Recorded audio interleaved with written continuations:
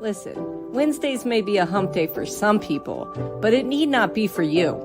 How would it feel to just hit pause for a moment?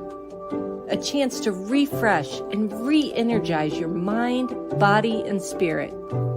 Let's find out together on the Water Yourself Wednesday show.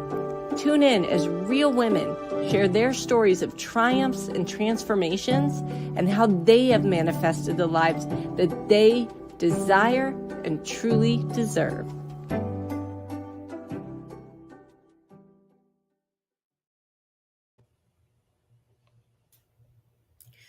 Welcome to Water Yourself Retreat show.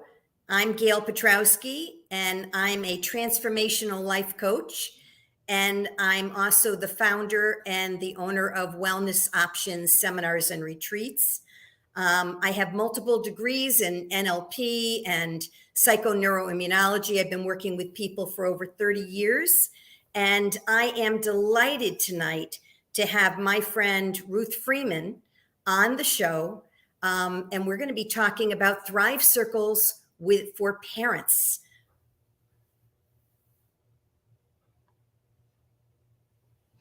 Hi, Gail. Hi, Ruth. How are you?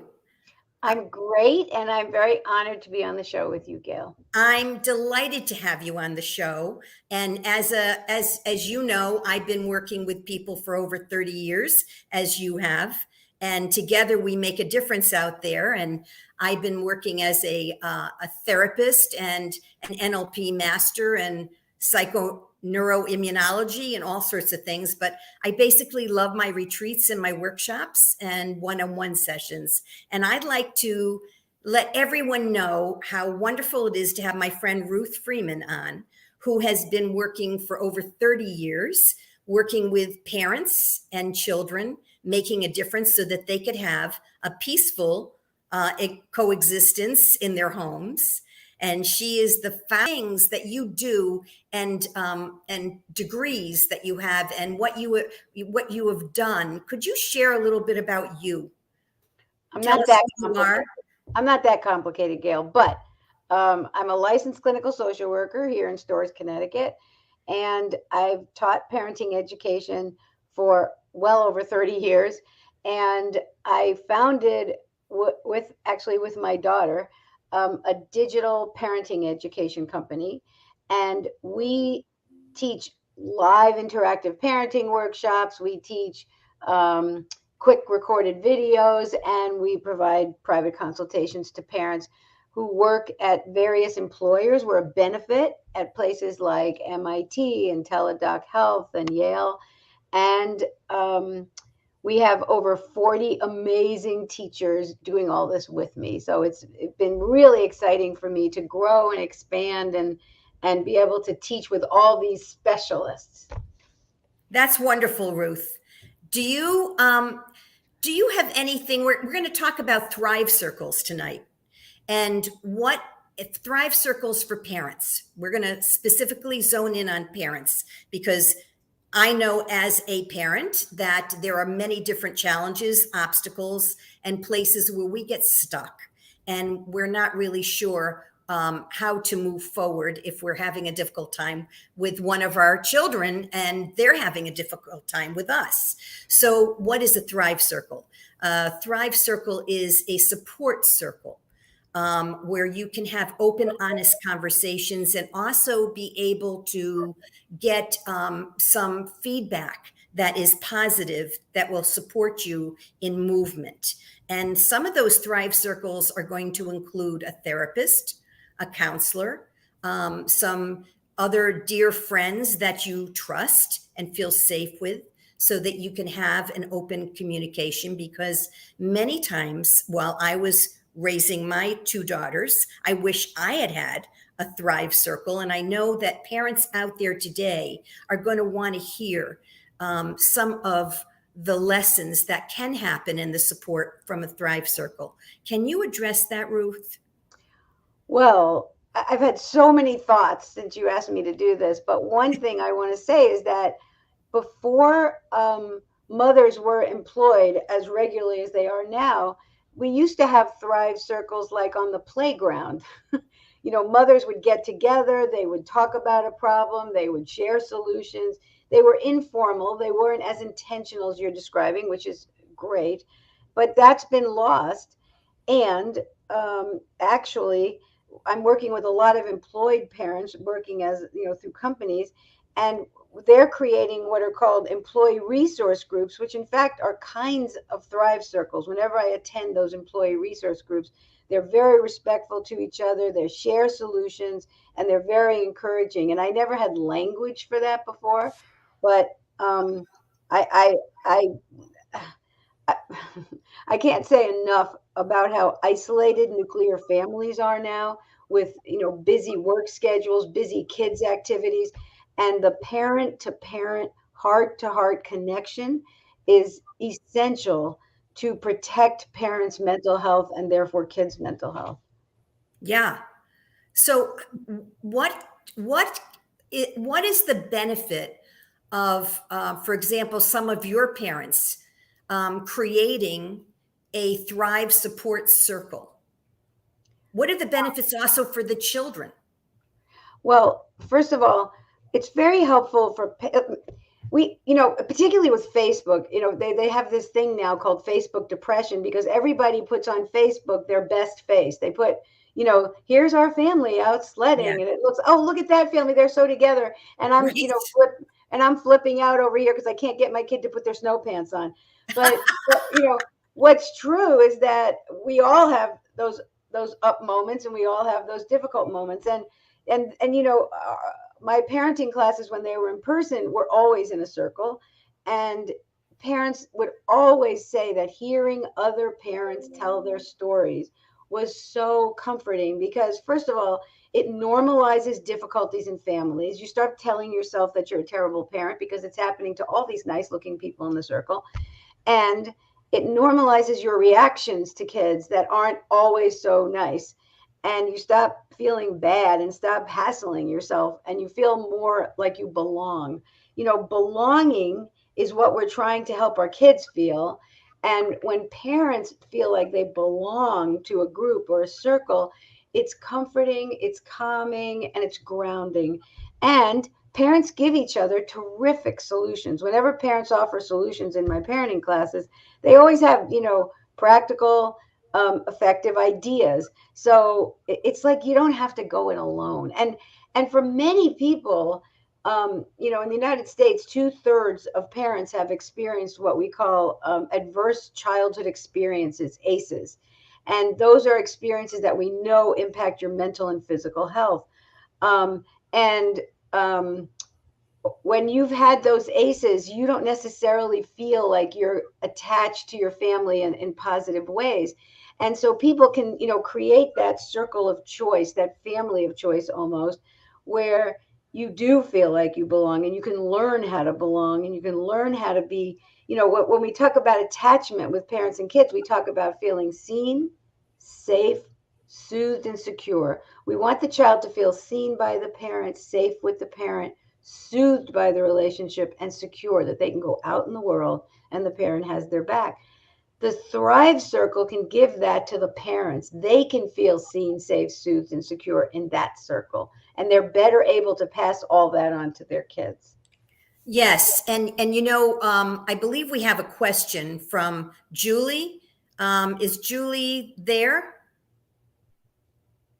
It's right on the screen there. If you look at the bottom, do you see Super Julie Braun's question? Do you want me to read it out? Yeah, read it out. Okay. Oh, so Ruth, Super Julie Braun's question is, yeah. Okay, you go ahead and read it. I just jumped in to be nosy. Okay.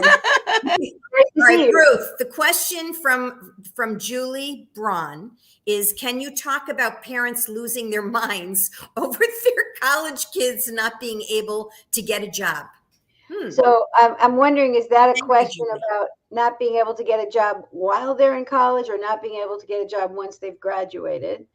I'm going to address it as not being able to get a job once they've graduated. Not all college students can manage a job while they're in school. So I'm assuming this is after. Yeah.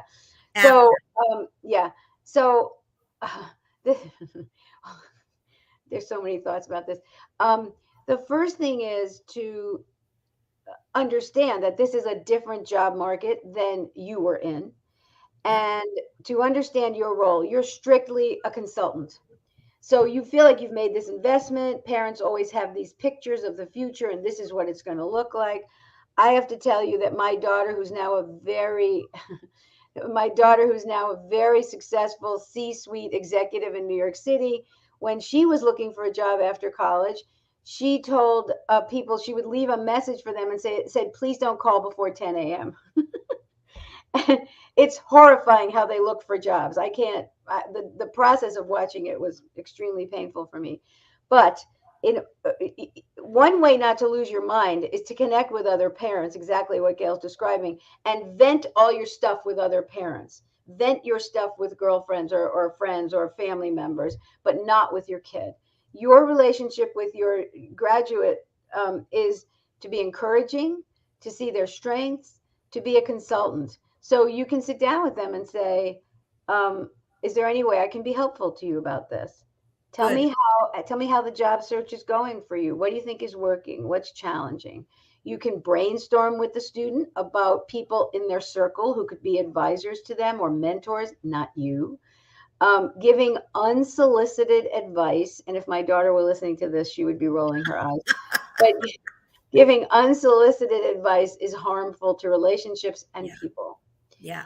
So you know how to look for a job. You may have already succeeded in that, but your job is to listen and offer support as the student or the graduate requests it, and mostly be encouraging. And this is true for your child's entire life, including once they have kids. Now that my kids have kids, I see how important it is to be encouraging to them as parents.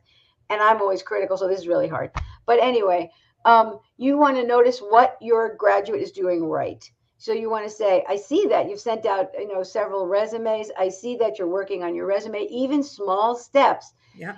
Being encouraging. So they see you as, now remember, attachment, seen, safe, soothed, and secure. This is your job right now. You're going to express confidence in your child. I see that you're struggling, but I know you're going to get through this. You've gotten through difficult places before. You're going to notice what they're doing that is positive. You're going to brainstorm about people they can consult with or people who can be mentors. And you're going to ask them if they want any support. And then you got to keep your mouth shut. Not easy to do, Ruth. Not easy to do. And I know that Julie is probably can relate to that. But that was great advice. And you're right. Even after your children have grown and they've left the house and they're on their own, I mean, you and I can experience that. We have to be very careful to keep doing the seen, safe, soothe, and secure. I love that. I absolutely love that. Thank you so much. And I want to remind you that the research is mostly on kids 2 to 12, but whatever you bring attention to in your children, and I think this is true for adults, but the research, I haven't seen the research, but whatever you bring attention to in your children, you're going to get more of. And unfortunately, parents pay a lot of attention to misbehavior or when the kid is missing the mark or not living up to expectations. And they talk about that a lot. If you did a time study on the conversations parents have with their kids, parents tell me 60, 70, 80, 90% of the time is correcting and directing. If you're correcting their behavior a lot, they're going to give you more of that because children are built to seek connection with you. Now, this isn't the same for a college graduate, but they still need your positive feedback and encouragement. But in general, you want to be spending your time reinforcing the positive and encouraging versus correcting and directing. It's not useful. It doesn't shape behavior and it doesn't help. You're absolutely right, because the words that you're speaking to your children, they're going to reiterate, they're going to mimic in their actions, because that's what we're giving more of our attention to. And it's difficult because the balance of critiquing or thinking you're giving feedback and course correcting has to be done even after you've done that with some positive completion conversation. Do you agree with that, Ruth? Well, it goes even further. What you're saying is very, very true, but it goes even further, which is yeah. The kids need contact with you in order to grow. Yeah. In order to develop. And if you correct and direct a lot, they're going to give you those difficult behaviors because you show up for them. Yeah. But because they need you to show up. And especially parents today are very busy and there's so many activities going on. So it's easy to fall into just showing up for correcting. But in fact, whatever you show up for, they give you more of. So for example, if you want your two kids to stop fighting, stop walking in there when they're fighting. Because that's what you do. You let them play in the other room. They're hanging out. Everything's going great. You're making dinner and they start to scream and you walk in. So what just happened? You rewarded the exact behavior you don't want. So, and it's worse than that. Our brains are negatively biased. So yes. We tend to see the negative more easily. Yes. So what are we doing? We're oblivious. They're yelling. We show up. But we have to change this. And this takes a lot of intention and practice, where when they're getting along, you're going to go in there and this is very well researched. You're going to show up and say, look at you two guys building that Lego building. Wow. And you're getting along and you have quiet voices. I love it. And you give them each a hug. That bringing attention to the opposite of what you're trying to change. You're trying to change the fighting. Bring attention to when they're getting along. That's how you shape kids' behavior. And I think it's relevant all the way through. Even like, imagine I'm watching my kids' parents. So I have opinions. My daughter's. Oh boy. Yes. My daughter's there. really sensitive to this. Yes. And I'm realizing I've got to show up for when she's doing a great job. I've got to show up for when she taught her very, very expressive daughter to ask for a hug when she's really mad instead of screaming. And I got to say, wow, I love when you do that, and it's very hard because I have so many opinions about parenting and everything else. Well, as a long-term facilitator for retreats and groups, my children watched me interact with everyone. And so when I do the facilitation thing, Ruth, and if I had a Thrive Circle, I could talk about it. They get it immediately and they go, Mom, please don't facilitate me right now. I hear you and I have to back off. So if I was part of a support group, a Thrive Circle, I would be getting feedback from them also, because our brains hang on to the negative. You're absolutely right. And we don't want to have our children live in the domain of the negative. But as parents, belonging to a support circle, Ruth, is important for many different levels and layers. One of them is that you mentioned it, to not feel shameful, to not feel shame or beat yourself up or feel guilty that you did something wrong. Instead of opening it up and realizing that we're course correcting each other at this point in time, supporting each other so that we can have little humans that are growing up to be more joyful and more confident and less fearful of doing something wrong. Because when children do something wrong and all they get is the negative, it's very, very difficult to have self-confidence. But for parents, I believe, and I wanted to hear from you, that in a Thrive Circle, support circle, you also get that, whoa, you know what? You're right. You said this before, Ruth. I'm not alone in this. I really see that it's not just me, that other people have some issues with this too. For example, I have, and Jill may kill me when I do this, but I have 2 4.5-year-old grand twins who love each other, adore each other, and they fight like you would not believe until they don't. And they love each other, and it can drive any adult in the room crazy. So in a support circle, don't you think that it's therapy for parents? Oh, absolutely. Absolutely. I mean, it's brain calming to be seen, to have somebody actually, when someone looks in your eyes, just that simple transaction, it literally reduces adrenaline and cortisol, the stress hormones, and increases serotonin, the feel good neurotransmitters. And just being seen, just having someone listen and take you in without judgment, without immediately trying to fix it, just getting it transforms your physiology, and it calms your brain. Yes. It's very powerful. And other parents can come up with all kinds of solutions you'd never think of. They'll think outside the box, and they'll be very helpful. That's wonderful, Ruth. I appreciate that. And hopefully parents that are listening in will either can contact you, and they can contact you. How, Ruth? How do they find you? Thank you for asking. So the company is called Peace at Home Parenting. You can find us at peaceathomeparenting.com, and you can reach us at solutions@peaceathomeparenting.com. Thank you.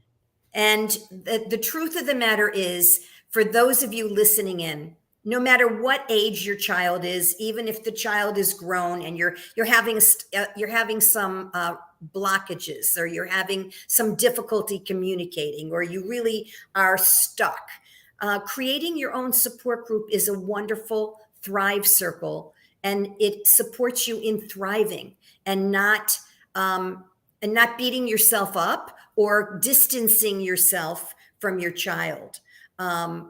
So I want to ask a question, Ruth.